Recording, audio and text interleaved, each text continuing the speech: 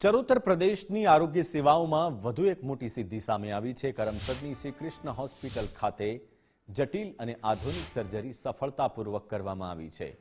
37 વર્ષીય મિકેનિકના ઘૂંટણને જોડતા હાડકામાં કેન્સરની ગાંઠની સર્જરી કરી અને મેગા પ્રોસ્થેસિસ ઇમ્પ્લાન્ટ મૂકવામાં આવ્યું, જેના કારણે દર્દીના રોજિંદા જીવનને સરળ બનાવવામાં સફળતા મળી। તો બીજી તરફ ચરોતર પ્રદેશમાં પ્રથમ વખત ઘૂંટણના ફાટેલા લિગામેન્ટ માટે અત્યાધુનિક સિન્થેટિક જ્વેલ ECL ગ્રાફ્ટનો ઉપયોગ કરીને આર્થોસ્કોપિક સર્જરી કરવામાં આવી છે।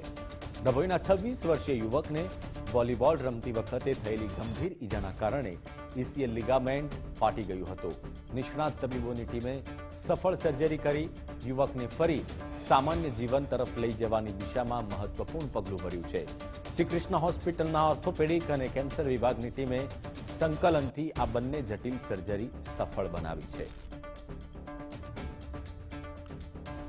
તો નિષ્ણાત તબીબોની મદદ લેવામાં આવી હતી આ ઓપરેશન કરવા માટે અને આખરે આ ઓપરેશનને સફળ બનાવવામાં આવ્યું હતું।